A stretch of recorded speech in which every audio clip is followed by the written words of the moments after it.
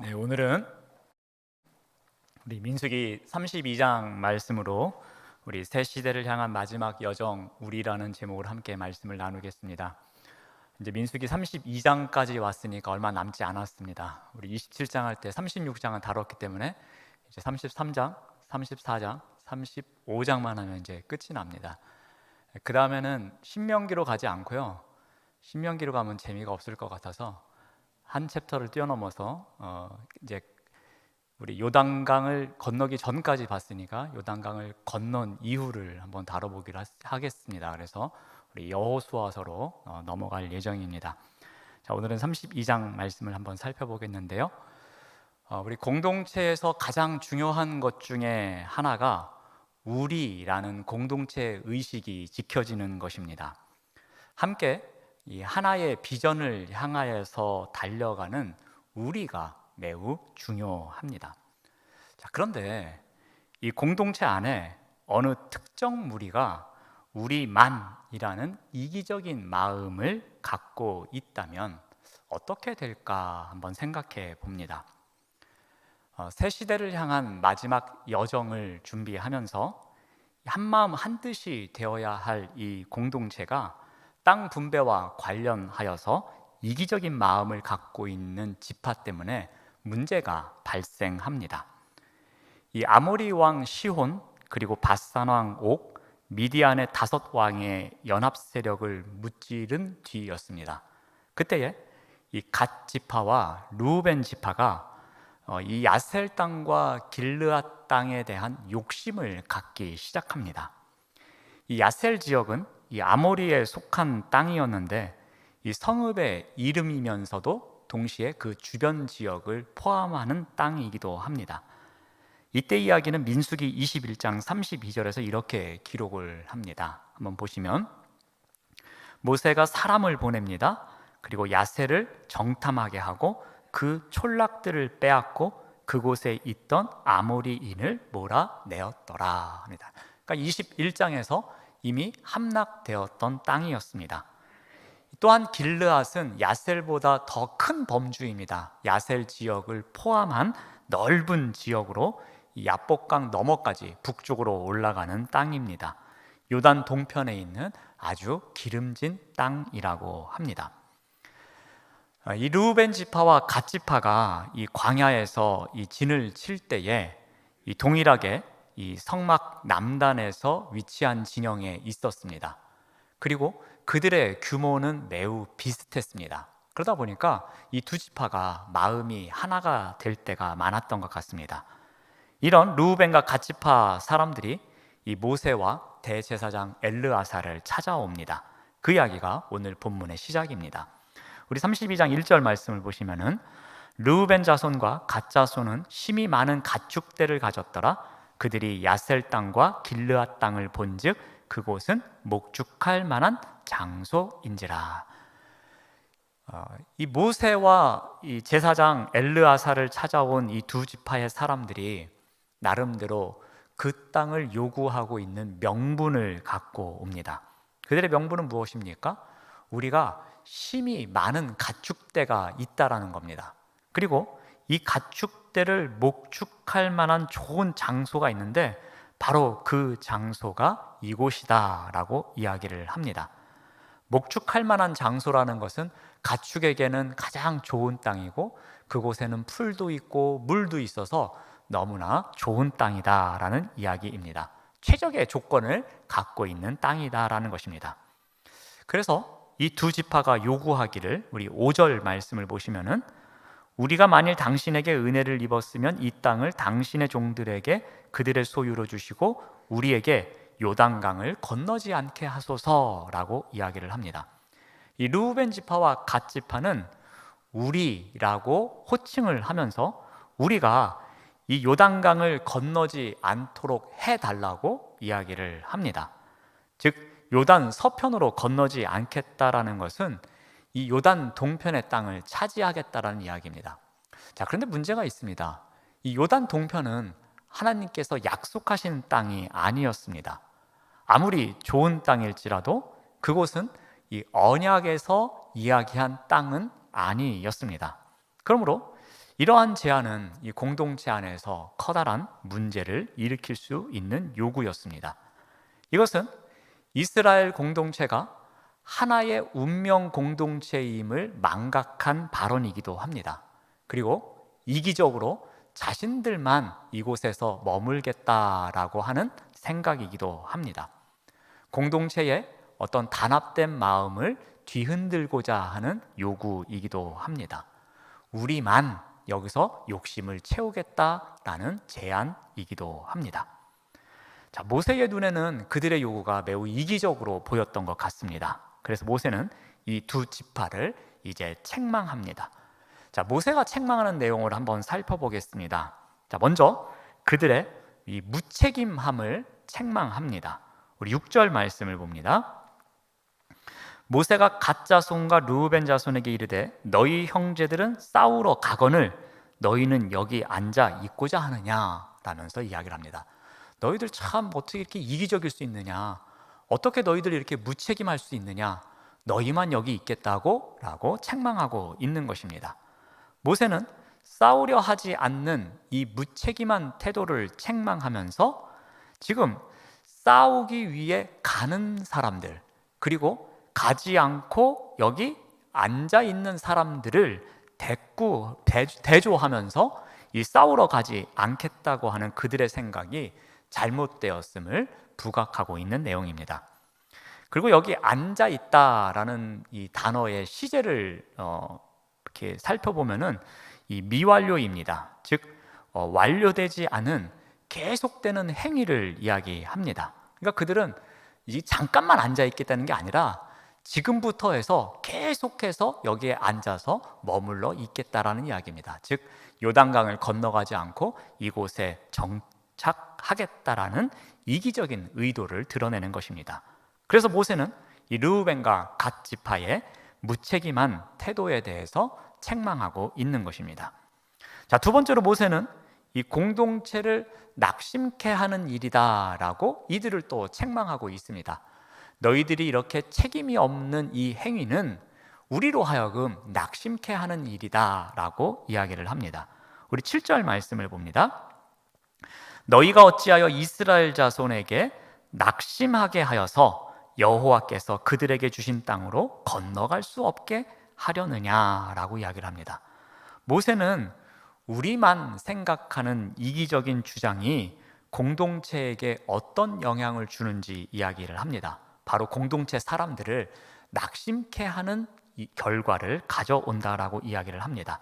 심지어 이 일은 공동체 사람들을 낙심케 함으로 말미암아 하나님께서 이스라엘 공동체를 통해서 이루시고자 하는 그 목적을 이루지 못하게 한다라고 이야기를 합니다. 자, 그러면서 이 모세는 그 이전에 있었던 하나의 이야기를 끌어옵니다. 바로 광야 초창기에 있었던 가데스 바네아의 이야기를 상기시킵니다. 지금 여러분이 하고 있는 일은 그때 일과 비슷하다라는 겁니다. 우리 8절에서 9절 말씀을 봅니다. 너희 조상들도 이런 일이 있었는데 내가 가데스 바네아에서 그 땅을 보라고, 즉 가나안 땅을 보라고 정탐꾼을 보냈습니다. 그리 하였었나니 그들이 에스골 골짜기에 올라가서 그 땅을 보고 이스라엘 자손을 어떻게 했다는 겁니까? 낙심케 하는 일이 있었다라는 거예요. 그래서 여호와께서 그들에게 주신 땅으로 갈 수 없게 하였다라는 거예요. 지금 너희들이 하고 있는 일이 과거의 어느 한 사건을 떠올리게 하는데 그때도 이와 비슷한 일로 말미암아서 백성들을 낙심케 하는 일이 있었다라는 거예요.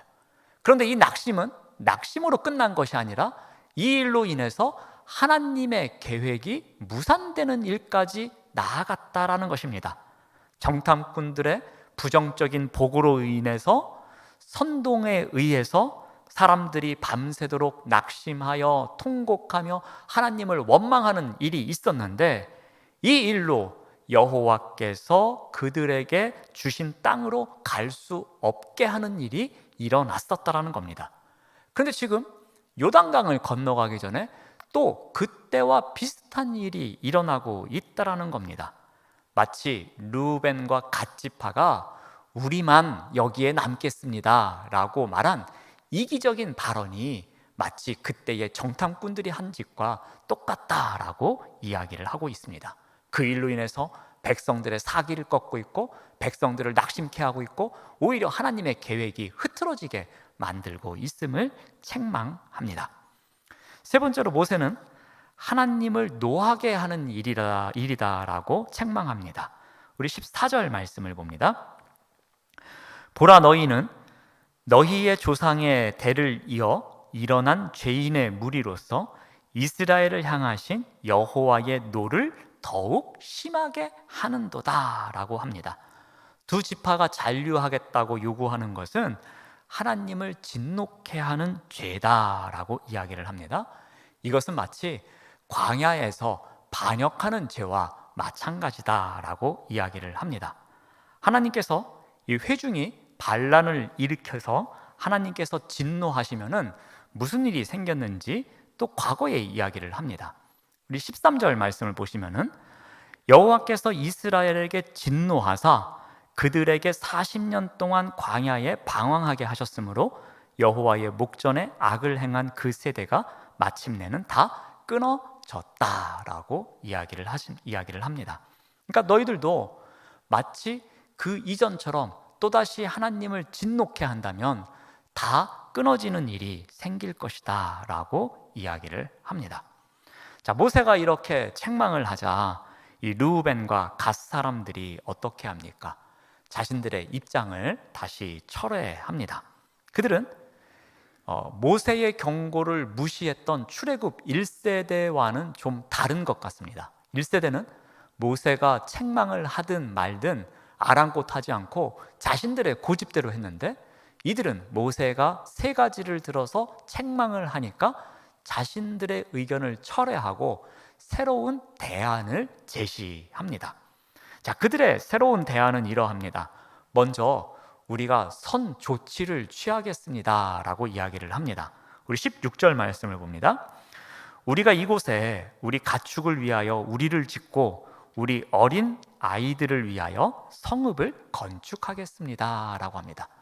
자, 우리가 이 땅에 머물면 좋겠는데 그러면 머무는 조건으로 우리가 무슨 일을 하겠습니다. 자, 그 대신 먼저 우리가 이곳에 짐승을 보호할 수 있는 우리를 만들고 또 우리의 여인들과 아이들, 우리의 가족들이 이곳에 머물기에 안전할 수 있도록 그 준비를 먼저 해놓겠습니다 라고 제안을 합니다.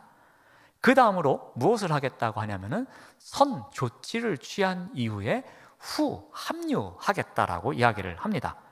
자녀와 가족들의 신변을 안전하게 해놓은 이후에 우리가 그 연합군에 합류하겠다라고 이야기를 합니다. 우리 17절 말씀을 봅니다. 이 땅에 원주민이 있으므로 우리 어린 아이들을 그 견고한 성읍에 거주하게 한 후에는 우리는 무장을 하고 이스라엘 자손을 그곳으로 인도하기까지 그들의 앞에서 가겠다라고 이야기를 합니다. 자, 그들은 이 좋은 목초지에 우리의 삶의 터전을 만들어 놓은 조치가 끝난 이후에는 자신들이 이 전쟁에서 앞장서겠다라고 합니다. 가장 적극적으로 선봉대에 서서 전쟁을 하겠다라는 겁니다. 이 선봉에 서겠다라는 것은 그만큼 헌신하겠다라는 이야기입니다. 아무래도 그 옛날 전쟁들은 선봉대에 서는 사람들이 많은 희생을 치를 수밖에 없었습니다. 그러므로 이들이 선봉에 서겠다라는 것은 우리가 어떠한 헌신도 감수하겠다라는 그러한 결단이 담겨져 있는 것입니다. 자, 그리고 이들이 또 무슨 이야기를 합니까?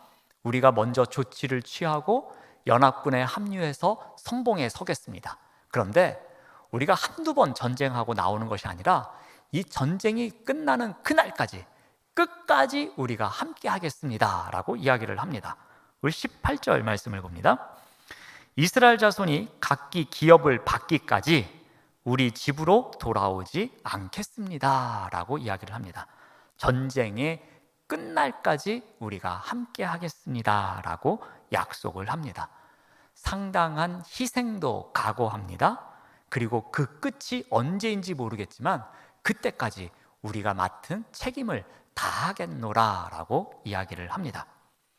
이 두 지파는 요단 동편 땅이 마음에 들었을 뿐이지 우리가 전쟁을 하지 않고 이곳에 남아서 우리의 이익만 챙기지 않겠노라 라고 다시 한번 이야기를 합니다. 그들은 우리만 남겠다라는 것이 아니라 이제는 우리도 가겠습니다 라면서 입장이 바뀐 것을 알 수 있습니다. 이제 그들은 우리만이라는 이익을 챙기는 대신에 우리도 공동체에 함께 하겠습니다 라면서 공동체의 본질을 다시 회복해 나갑니다. 자, 그러자 모세는 이 두 지파의 새로운 제안을 받아들입니다. 그들의 제안을 다시 한번 확인하는데요, 20절 말씀을 보시면은 모세가 그들에게 이르되 너희가 만일 이 일을 행하여 무장하고 여호와 앞에서 가서 싸우되라고 이 약속을 확인하는 부분을 이제 이야기를 합니다. 모세는 그들이 다짐한 대로 실천할 것을 이야기하면서 어떤 말을 하느냐면은 너희들이 여호와 앞에서 싸울 것이다 라고 이야기를 합니다. 이 여호와 앞에서 싸울 것이다 라는 것은 조금 의미가 중요한 내용입니다. 여호와의 법궤는 이 백성들이 진영에 머물 때에는 가운데 있었습니다. 그리고 이 지파들이 동서남북으로 나뉘어서 이 법궤를 중심으로 하고 있었습니다. 그런데 전쟁터에 나갈 때는 이 대열이 달라집니다. 법궤가 앞에 서는데 이 선봉대가 어디 앞에 선다라는 겁니까?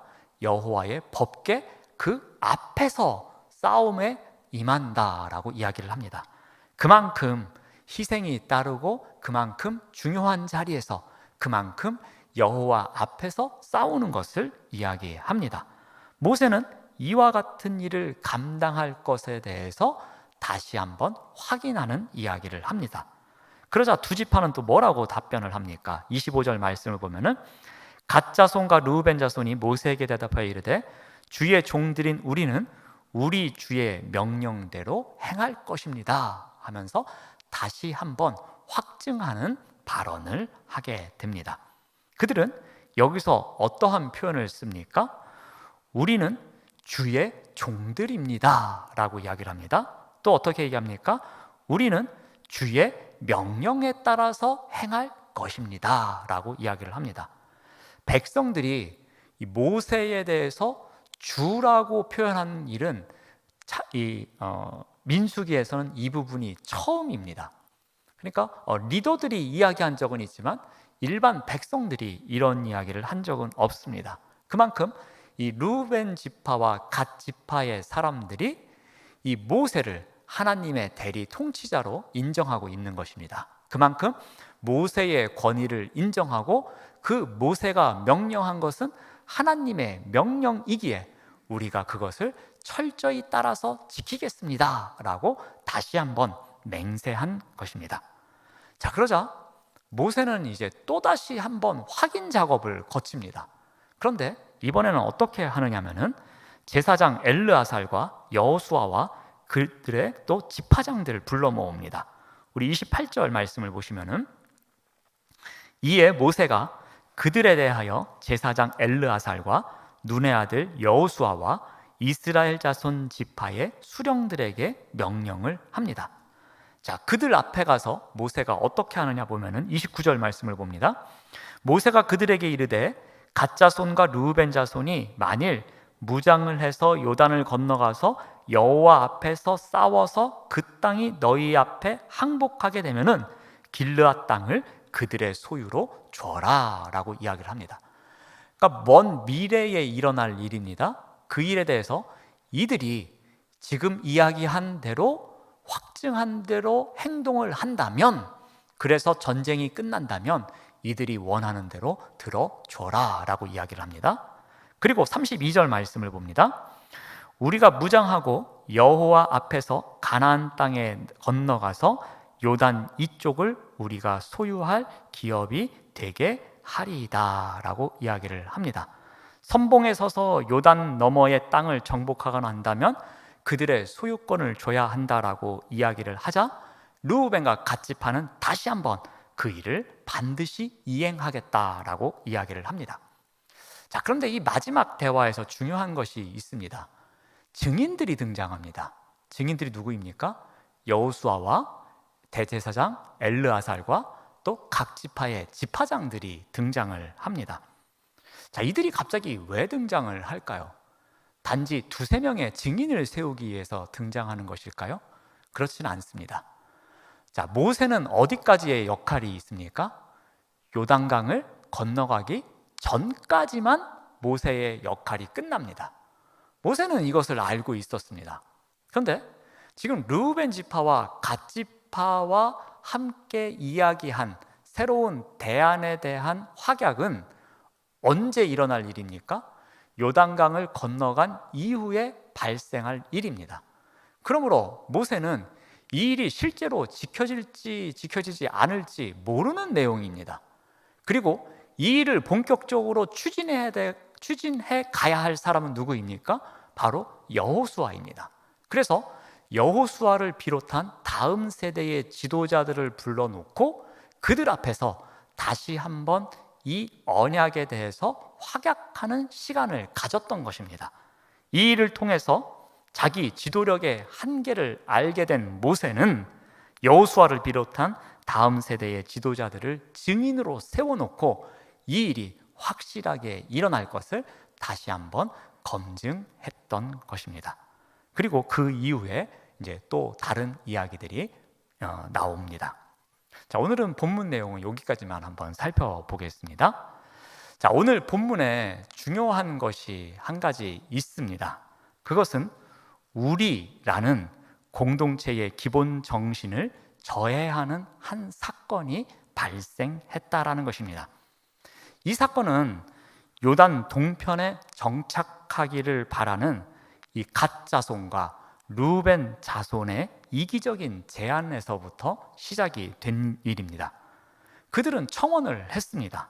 그런데 그들의 청원은 공동체 전체인 우리보다는 특별한 지파인 우리만 염두에 둔 일이었습니다.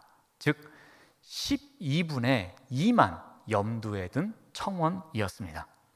그런데 이것이 공동체 안에 문제가 된 것 같습니다. 그들의 시선은 오직 12분의 2인 우리만의 안위에만 집중이 되었던 것입니다. 약속의 땅 가나안에 들어간다는 것이 영적으로 공동체에게 얼마나 소중한 일인지를 그들은 생각하지 못했던 것 같습니다. 그들은 하나님의 약속을 이룬다는 설렘보다는 야, 이거 너무 좋다. 이곳에서 우리의 가축을 키운다면 정말 더함이 없겠다.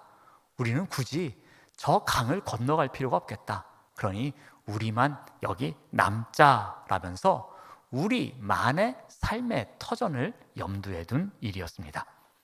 이 갓 자손과 이 르우벤 자손은 우리만 살 곳이 있으면 된다라는 그러한 자기 유익적인 측면에서만 이런 제안을 한 것입니다.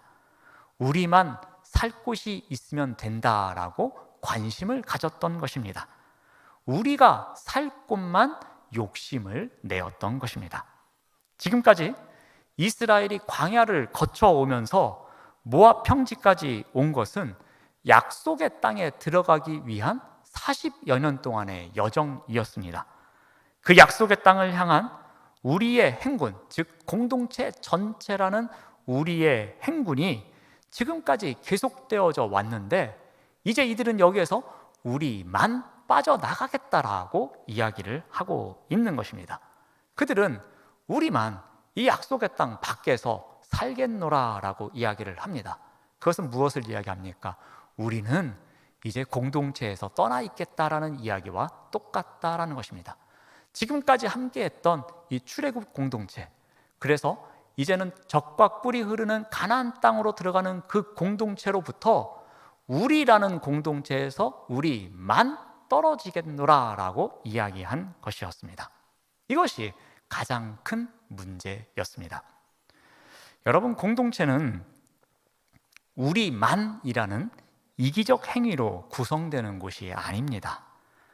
우리만이라는 이기적 행위는 공동체를 뒤흔들게 만드는 무책임한 행동일 때가 많이 있습니다. 우리만이라는 이기적 행위는 공동체 지체들을 낙심케 할 때도 있고요. 그리고 분열을 가져오는 행동일 때도 있습니다. 여러분, 우리가 함께 저기까지 가기로 했습니다. 그런데 중간쯤 갔는데 일부가 우리만 여기서 빠져나가겠다고 너희 남은 사람들끼리 가라 그러면은 그 남은 사람들의 마음이 어떻습니까? 때로는 낙심합니다. 때로는 아니 어떻게 그럴 수가 있느냐, 여기까지 함께 왔는데 끝까지 같이 가야지 어떻게 자기들만 살겠다고 여기서 쏙 빠지느냐 하면은 분노할 때도 있습니다. 그리고 그 우리만이라고 했던 사람들과 분열이 될 때도 있습니다. 우리만이라는 이기적인 행위는 공동체를 향한 하나님의 목적을 흐리게 만들 때도 있습니다. 그리고 궁극적으로 하나님을 진노케 할 때도 있다라는 것입니다. 이것이 바로 오늘 본문이 담고 있는 교훈입니다. 그러므로 이 공동체는 우리도라는 헌신적 행위가 함께 있어야 하는 곳입니다. 우리만이라는 이기적 행위로는 구성되어지지 않고 우리도 함께 하겠다라는 헌신적 행위가 함께 할 때에 완성되는 곳이 바로 공동체입니다. 공동체는 이 도라는 단어가 자연스럽게 자리 잡을 때에 함께 웃고 함께 울어줄 수 있는 곳입니다. 공동체는 이 만의 욕심을 채우는 곳이 아닙니다. 공동체는 도의 섬김을 통해서 완성되는 곳입니다. 도의 섬김을 통해서 다양한 역동성을 펼칠 수 있는 곳입니다. 공동체는 만의 고집보다는 도의 소통을 통해서 합력하여서 선한 것을 이끌어가는 곳, 그것이 바로 공동체입니다. 공동체는 우리만이 아니라 우리 도가 중심에 있어야 하는 곳입니다. 우리 영흥교회가 그러한 공동체가 되기를 간절히 바랍니다. 기도하겠습니다. 하나님 감사합니다. 우리만의 욕심을 채우기 위해 우리만을 내세우는 삶이 아닌 우리도 함께 하겠다는 아름다운 섬김이 있는 우리 공동체가 될 수 있도록 인도하여 주시옵소서. 예수님의 이름으로 기도드립니다. 아멘.